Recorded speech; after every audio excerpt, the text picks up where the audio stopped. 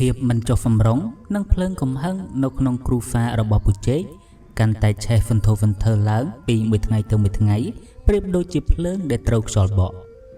ភាពក្តៅក្រហាយការជេរប្រតិចបណ្ដាហ្វានិងការវាយតប់គ្នាបានคล้ายជារឿងប្រចាំថ្ងៃដែលមិនអាចជៀសវាងបានទីបំផុតកែវទឹកដែលពេញហៀនឹងត្រូវកំពប់ប្រពន្ធរបស់គាត់ដែលធ្លាប់តែខំអត់ធ្មត់លេបទឹកភ្នែកពេលនេះលេងអាចទ្រាំទ្រនឹងទារុណកម្មផ្លូវចិត្តនិងផ្លូវកាយបានទៀតហើយគាត់ក៏បានសម្រេចចិត្តហ្វុំលេងលះដាច់អាឡ័យពីបរោះប្រមឹកនិងញៀនលបែងម្នាក់នេះជារៀងរហូតនៅព្រឹកមួយគាត់បានប្រមូលសម្លៀកបំពាក់វិចបង្វិចរួចដឹកដៃកូនតូចដើរចេញពីផ្ទះទាំងទឹកភ្នែកធ្វើដំណើរទៅរស់នៅជាមួយម្ដាយឯស្រុកកំណើតដ៏សែនឆ្ងាយផ្ទះដែលធ្លាប់តែមានសំឡេងក្មេងរត់លេងនិងមានសេចក្តីសុខពេលនេះបន្សល់ទុកត្រឹមតែភាពស្ងាត់ជ្រងំនិងពូជេកដែលរស់នៅកណ្ដោចកណ្ដែងតែម្នាក់ឯងជាមួយនឹងរូបចម្លាក់មាសនៅក្នុងបន្ទប់ដ៏ងងឹតនោះក្រោយពេលប្រពន្ធកូនចាក់ចេញទៅភាពឯកានិងវិបដិសារីមិនបានធ្វើឲ្យពូជេកភ្ញាក់រលឹកនោះទេតែវាបែរជារុញច្រានគាត់ឲ្យលិចលង់ចូលទៅក្នុងជ្រុះជ្រៅនៃអបាយមុខកាន់តែខ្លាំងមួយថ្ងៃពូជេកផឹកហ្វ្រាស្រវឹងខូបតាំងតែពីព្រឹកទល់ព្រលប់គាត់យកហ្វ្រាដើម្បីបំបត្តិភាពស្មុគស្មាញនិងបំភ្លេចភាពឯកាចំណែកឯល្បែងហ្វីហ្វុងវិញគាត់នៅតែបន្តលេងដោយគ្មានលុះពេលសង្ឃឹមថានឹងអាចស្រង់ដើមបានខ្លះប៉ុន្តែបណ្ដាហ្វានៃរូបចម្លាក់មាសមិនដែលប្រណីនរណាម្នាក់ឡើយគាត់ចាញ់ល្បែងបន្តរហូតដល់អស់ប្រាក់កាក់ពីខ្លួនរលីងគ្មានសល់ថែមទាំងជំពាក់បំណុលគេជុំទឹះរហូតដល់ម្ចាស់បំណុលតាមទានិងគំរាមកំហែងស្ទើរតែរាល់ថ្ងៃធ្វើឲ្យគាត់រស់នៅទាំងក្រពុលមុខរកផ្លូវចេញមិនឃើញ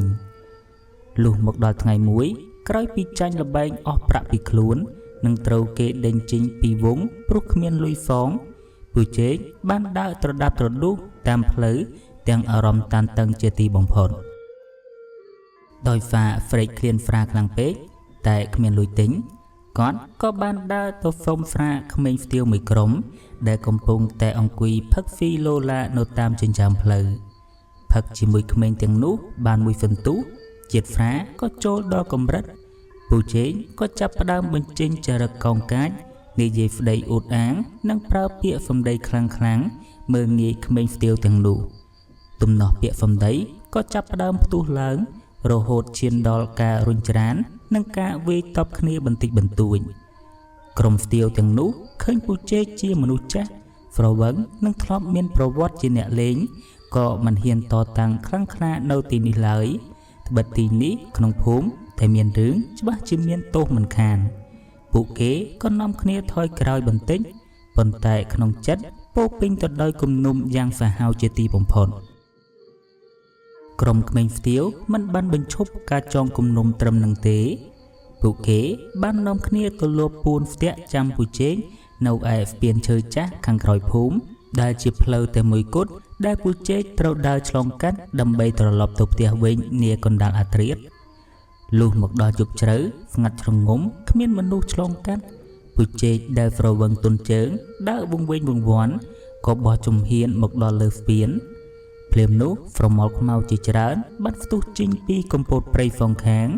ព្រួតគ្នាស្ទាក់មុខស្ទាក់ក្រោយក្រុមក្មេងស្ទាវទាំងនោះបានប្រើដំបងនិងកណ្ដាប់ដៃព្រួតគ្នាវាយសំពួងទៅលើរាងកាយពូជេកយ៉ាងចាស់ដៃដោយគ្មានក្តីមេត្តាបន្តិចសោះឡើយពូជេកដែលគ្មានកម្លាំងតតាំងនិងស្រវឹងហ្វ្រាំបានត្រឹមតែដួលដេកទ្រោមក្នុងថ្លុកឈាមស្រែកធ្ងោយ៉ាងវេទនាតតែដាច់ខ្យល់ស្លាប់នៅនឹងកន្លែងដើម្បីបំបត្តិភ័ស្តុតាងនិងដានឧក្រិដ្ឋកម្មក្រុមក្មេងស្ទាវចិត្តព្រៃផ្សាយទាំងនោះបានចាប់ផ្សែងហ្វាក់ហ្វប់ពូជេកទម្លាក់ចូលទៅក្នុងទឹកទន្លេខាងក្រោមស្ពានលន់លឺហ្វូប្រងធ្វើឲ្យទឹកគួចយកហ្វាក់ហ្វប់ទៅបាត់ស្រមោលហាក់ដូចជាគ្មានរឿងអ្វីកើតឡើងសោះអញ្ចឹងលុះព្រឹកឡើងទឹកហ្វឹនហ្វើមពេលព្រឹកព្រលឹមទៅតែរសាត់បាត់មានអ្នកនេសាទម្នាក់បានអុំទូកទៅមើលមួងក៏ស្រាប់តែប្រទះឃើញហ្វាក់ហ្វប់ពូជេកអណ្ដែតទៅចប់នឹងមេឈើក្បែរមាត់ច្រាំង ទៅពេលនោះហើយដែលអ្នកភូមិបានដឹងថាអតីតមេចៅរងរូបនេះបានបញ្ចប់ជីវិតទៅយ៉ាងអណោចអធមคล้ายជាចំណីត្រីនិងបន្សល់ទុកនៅរូបចម្លាក់មាសដ៏ចង្រៃនោះឲ្យនៅក្នុងផ្ទះទទេស្អាតដើម្បីបន្តរងចាំជោគវាសនានិងម្ចាស់របស់វាជាបន្តទៀតដំណឹងអំពីការស្លាប់យ៉ាងអណោចអធមរបស់ពូជេកដែលត្រូវគេវាយសម្លាប់ទម្លាក់ទឹកនោះបានរសាត់កាត់តាមខ្យល់ទៅដល់ត្រចៀកអតីតពុចៅព្រៃដែលនៅហ្វេសហ្វលជាពិសេសគឺជួនដែលជាអ្នករៀបចំកលល្បិចបន្លំខ្លួនចូលប្លន់វិមានលោកសេដ្ឋីកាលពីពេលនោះជួនមិនមែនជាមនុស្សល្ងងខ្លៅឡើយគេជាមនុស្សមានកលល្បិចនិងរហ័សរហួនក្នុងការគិតគេបានឮដំណឹងនេះភ្លាមគេមិនបានគិតថាវាជារឿងចៃដន្យឬគ្រាន់តែជាការសងសឹករបស់ក្មេងស្ទាវធម្មតានោះទេផ្ទុយទៅវិញញើសបានហូរស្រក់កាត់ចិញ្ចើមរបស់គេភាពភ័យរន្ធត់បានជ្រៀតចូលពេញទំហឹងក្នុងអារម្មណ៍នៅក្នុងគំនិតរបស់ជួនបានភ្ជាប់សាច់រឿងនីមួយៗចូលគ្នាដោយភាពច្បាស់លាស់បំផុតដំបូងគឺការបែកបាក់គ្រូសានិងការស្លាប់យ៉ាងវេទនារបស់ពូដាំពេលនេះគឺពូជេកដែលហ្វុតហ្វឹងតែជាអ្នកពាក់ព័ន្ធនិងជាមើលកាយក្នុងការប្លន់ជួនចងចាំបានយ៉ាងច្បាស់ហាក់បីដូចជារឿងទៅតែកើតឡើងកាលពីយប់មិញគេនៅចាំសំឡេងផ្គររន្ទះដំណក់ទឹកភ្លៀងនិងកែវភ្នែកក្រហមឆ្អៅពោពេញទៅដោយគំនុំរបស់លោកសេដ្ឋីប៊ុនមុនពេលដាច់ខ្យល់ស្លាប់ពាក្យបណ្ដាសាដ៏សែនកាចសាហាវនោះនៅតែលន់ខ្ទួក្នុងត្រចៀកគេថាជនណាដែលហ៊ានយករូបចម្លាក់ប្រពន្ធអញនេះទៅទុកជាកម្មសិទ្ធិនឹងត្រូវក្តៅក្រហាយរលាយរលុះអស់ទ្រព្យសម្បត្តិហើយរស់នៅយ៉ាងវេទនាស្លាប់ដោយអណោចអធមបំផុតច្បាស់ណាស់គឺរូបចម្លាក់មាសនោះហើយជួនលន់មាត់ខ្សឹបតែម្នាក់ឯងគេសន្និដ្ឋានបានយ៉ាងជាក់ច្បាស់ថាក្រោយពេលពូដាំស្លាប់ពូជេកច្បាស់ជាបានលួចយករូបចម្លាក់មាសនោះទៅទុកក្នុងផ្ទះរបស់ខ្លួនបន្តទៅបណ្ដាសានោះធ្លាក់មកលើពូជេកយ៉ាងតន់ហន់បែបនេះដោយមិនបងអង្គយូរលុះដល់ពេលយប់អាធ្រាត្រជួនបានរៀបចំខ្លួនស្លៀកពាក់ខ្មៅលួបធ្វើដំណើរឆ្ពោះទៅកាន់ផ្ទះរបស់ខ្មោចពូជេកដែលពេលនេះកំពុងត្រូវបានបោះចោលងងឹតហ្លុកនិងគ្មានមនុស្សនៅជួនលួបចូលទៅតាមទ្វារខាងក្រោយរួចអុតចង្គៀងប្រេងកាតតូចមួយដើររាវរកមើលគ្រប់បន្ទប់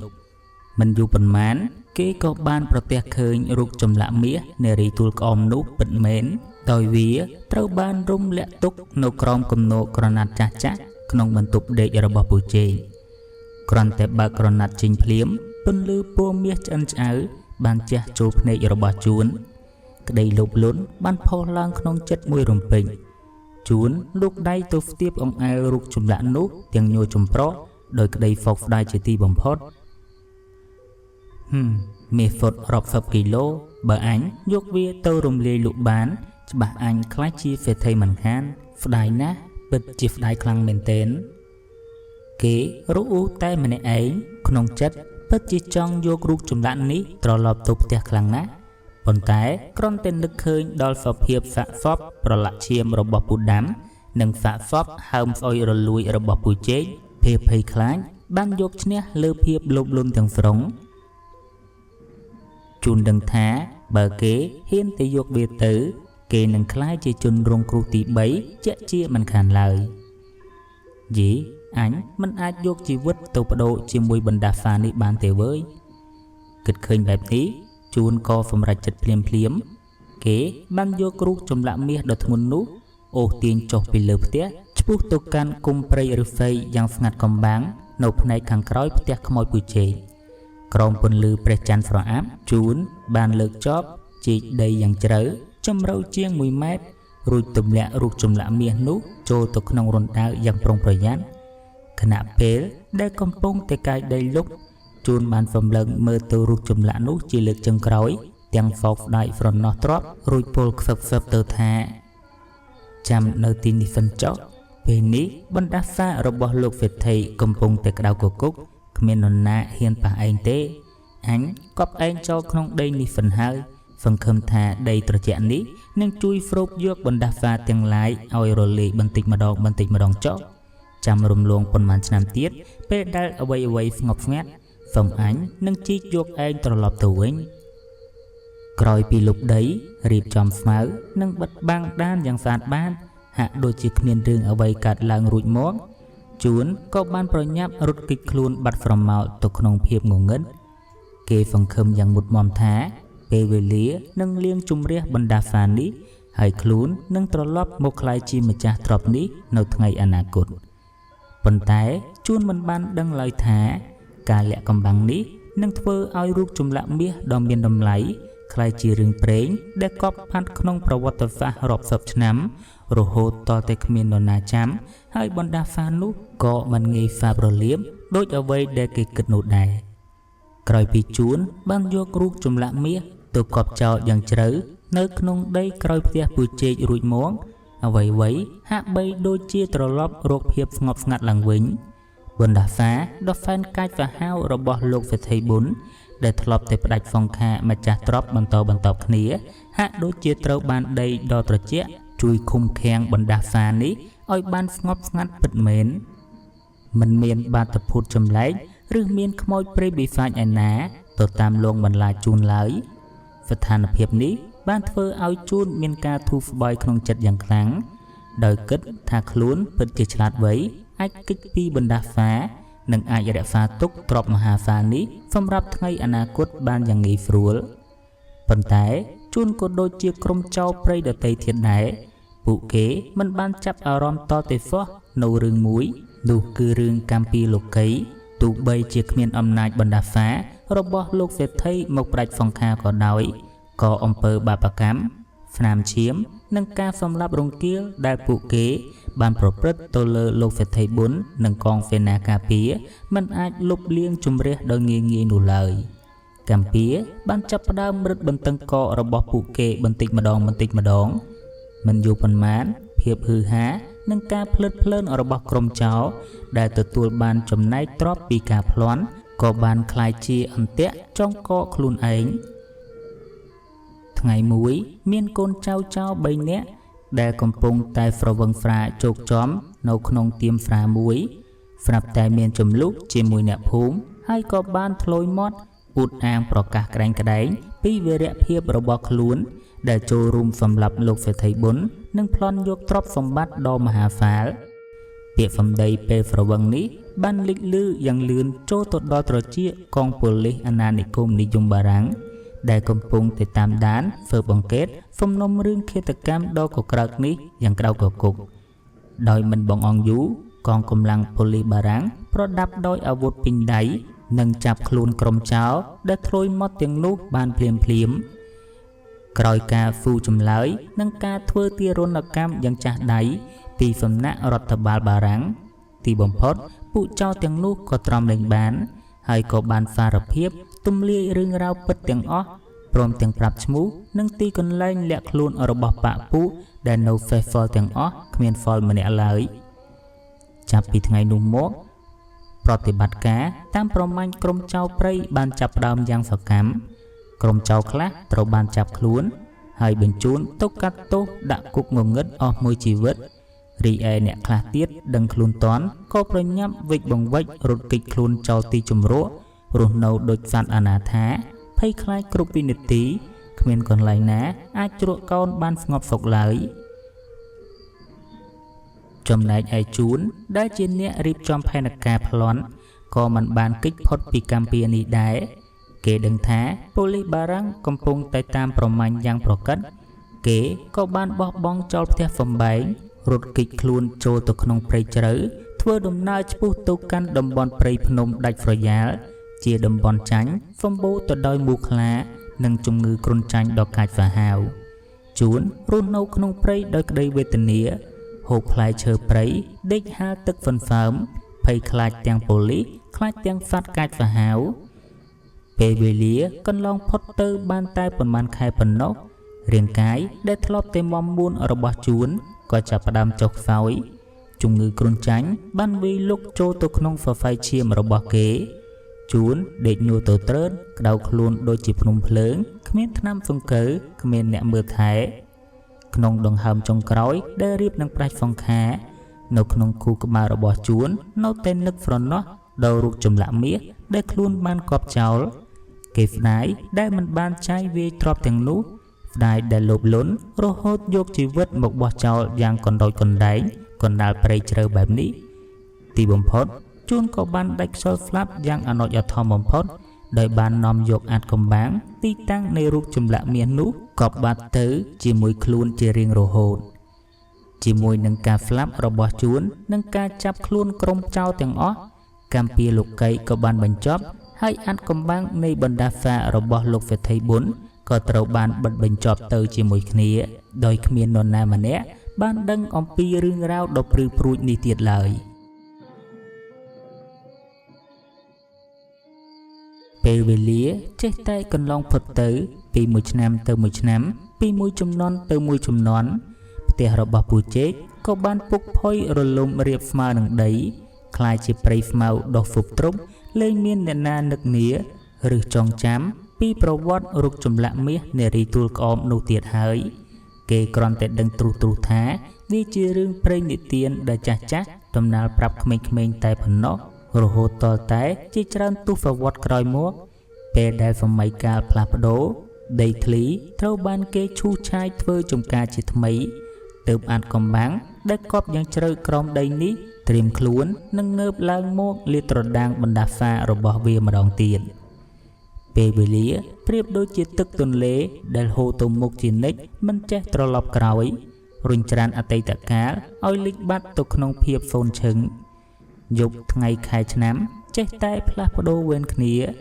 រដូវប្រាំងរដូវវស្សាឆ្លាស់គ្នាជាញឹកញាប់រហូតដល់ពេលវេលាបានរំលងផុតទៅជាង100ឆ្នាំ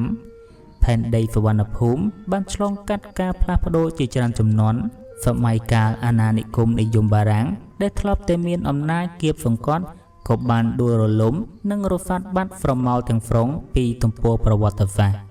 អ្នកភូមិចាស់ដែលធ្លាប់ដឹងរឿងរ៉ាវអំពីអតីតកាលក៏បានស្លាប់បាត់បង់ជីវិតទៅតាមអាយុកាលអស់ទៅហើយដោយនាំយករឿងរ៉ាវនៃលោកសេដ្ឋីប៊ុនដែលជាអតីតមហាសេដ្ឋីប្រចាំស្រុកភូមិព្រមទាំងរឿងរ៉ាវនៃការប្លន់សម្លាប់យ៉ាងព្រៃផ្សៃនោះទៅកប់ក្នុងដីជាមួយគ្នាឥឡូវនេះគ្មាននរណាម្នាក់ចំនួនក្រោយនេះបានដឹងសូម្បីតែបន្តិចថានៅទីនេះធ្លាប់មានវិមានដ៏ធំស្កឹមស្កៃឬមានរូបចម្លាក់មាសនារីទួលក្អមដ៏សែនមានតម្លៃកាត់ថ្លៃមិនបាននោះឡើយប៉ុន្តែទោះបីជារឿងរ៉ាវមនុស្សលោកត្រូវបានបំភ្លេចចោលយ៉ាងណាក្តីក៏មានទីតាំងមួយនៅតែរក្សាភាពអាថ៌កំបាំងរបស់វានោះគឺទីតាំងដីភូមិគ្រឹះចាស់របស់លោកសេដ្ឋីប៊ុន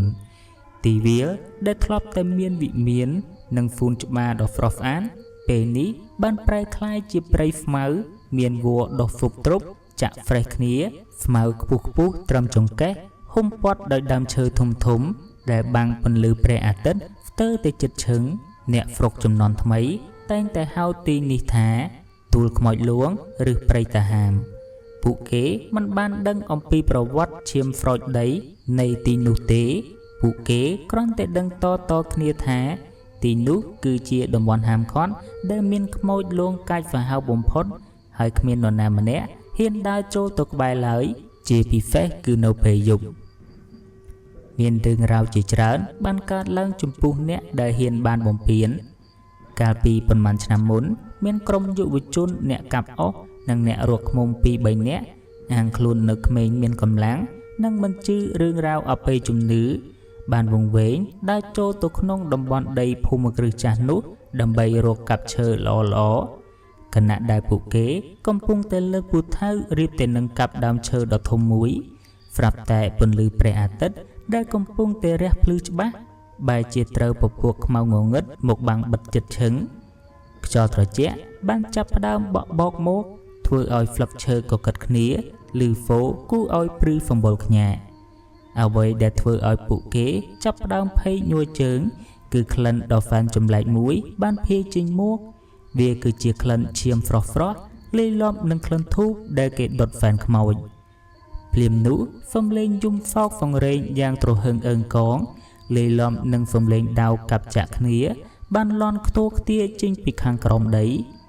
ក្រុមអ្នកកាប់អុសទាំងនោះងាកជួយងាកស្ដាំបើកភ្នែកធំធំស្រាប់តែប្រទះឃើញទិដ្ឋភាពដ៏សែនរន្ធត់បំផុតនៅក្នុងឆាកជីវិតរបស់គេនៅចំកណ្ដាលទីធ្លាព្រៃមានស្រមោលអាប់ពណ៌សបានប្រមូលគុំគ្នាបង្កើតជារូបរាងបរោះចំណាស់ម្នាក់ខ្មោចបរោះនោះស្លៀកសំលៀកបំពាក់ពណ៌សដែលជោគចំទៅដោយឈាមក្រហមឆ្អៅនៅចំកណ្ដាលទ្រូងមានស្នាមដាវចាក់ទម្លុះប្រហោងធ្លាយឈាមស្រក់តក់មកលើដីសក់របស់គាត់ប្រែជាស្កើហើយវែងសំយងចុះមកបាំងមុខពាក់កណ្ដាលតែអ្វីដ៏គួរឲ្យរន្ធត់បំផុតគឺកែវភ្នែកដ៏ធំក្រហមឆ្អៅដូចរងើកភ្លើងដែលពោពេញទៅដោយគំនុំនិងក្តីសោកសង្រេងជាទីបំផុតខ្មោចលោកសេដ្ឋីប៊ុនមិនបានត្រឹមតែឈរមើលនោះទេគាត់បានបោះជំហានអណ្ដែតផុតពីដីរំកិលខ្លួនចូលមករកអ្នកកាប់អុសទាំងនោះយ៉ាងលឿនគាត់សំដៅមកច្របាច់កពួកគេទាំងមាត់ស្រែកគំហកដោយសំឡេងក្រឡូញ័ររញ្ជួយដល់អ្នកស្ដាប់ថាចេញទៅពួកឯងជាចោរពួកឯងយកប្រពន្ធអញទៅណាប្រពន្ធអញនៅឯណាយកនាងមកឲ្យអញវិញភ្លាមក្រុមអ្នកកាប់អុសភ័យស្លុតរហូតដល់លេងដឹងអីខ្លះទម្លាក់ពុថៅចោលខ្លះនោមដាក់ខោនាំគ្នារត់ជើងជន់គ្នាបាក់ព្រៃចេញពីតំបន់នោះទាំងប្រលឹងចុងសក់អ្នកខ្លះពេលរត់មកដល់ផ្ទះវិញក៏ធ្លាក់ខ្លួនឈឺក្តៅរងារវើរវាយស្រែកលោឡាអស់រយៈពេលជាច្រើនខែទម្រាំតែបានគ្រូសូត្រមុនប្រោះព្រំទៅបានជាសះស្បើយឡើងវិញតាំងពីពេលនោះមកភាពកាចសាហាវនៃវិញ្ញាណលោកសេដ្ឋីកាន់តែល្បីហ្វហ្វាយធ្វើឲ្យសំបីទេសត្វបាក់សាបាក់សីក៏សឹងតែមិនហ៊ានមកទីនេះផងការពិតទៅវិញ្ញាណរបស់លោកសេដ្ឋីប៊ុនមិនទាន់បានទៅចាប់ជាតិរកភពថ្មីនៅឡើយទេដោយសារតែក្តីស្រឡាញ់ដ៏ងប់ងល់ចំពោះភរិយាបូករួមនឹងគំនុំដ៏ក្តៅក្រហាយមុនពេលដាច់ខ្យល់ស្លាប់និងពាក្យបណ្ដាសាដែលគាត់បានដាក់ទៅក្រុមចោរនិងអ្នកដែលយករូបចម្លាក់ប្រពន្ធរបស់គាត់វិញ្ញាណរបស់គាត់ត្រូវជាប់ឃុំនៅទីតាំងភូមិគ្រឹះចាស់នេះជារៀងរហូតគាត់បានប្រែក្លាយខ្លួនជាវិញ្ញាណយាមដីដ៏សែនកំណាចដែលតែងតែលេចរូបរាងប្រឡាក់ឈាមដើម្បីដេញនិងលងបន្លាចនរណាក៏ដោយដែលហ៊ានមកបំពានទឹកដីរបស់គាត់លោកសេដ្ឋីនៅតែបន្តវង្វេងវង្វាន់រងចាំដោយក្តីសង្ឃឹមដ៏សែនកំសត់ថានឹងមានថ្ងៃណាមួយរូបចម្លាក់មាសដែលជាតំណាងភរិយាសំណប់ចិត្តរបស់លោកនឹងត្រូវបានគេនាំយកមកបញ្ចុះនៅលើទឹកដីភូមិគ្រឹះនេះវិញដើម្បីឲ្យវិញ្ញាណរបស់លោកអាចទៅស្វែងរកសេចក្តីស្ងប់សុខបានប៉ុន្តែវិញ្ញាណលោកសេដ្ឋីឯណាទៅដឹងថាពេលនេះរូបចម្លាក់នោះកំពុងតែដេកលង់លក់យ៉ាងស្ងៀមស្ងាត់នៅក្រោមដីក្នុងទីកន្លែងដ៏សែនឆ្ងាយដែលគ្មាននរណាចងចាំទៅហើយនោះចង់ដឹងថាតើវាសនារូបចម្លាក់នៃប្រពន្ធលោកសេដ្ឋីនឹងធ្លាក់ទៅលើដៃនរណាបន្តទៀតសូមរងចាំស្ដាប់ភាគបញ្ចប់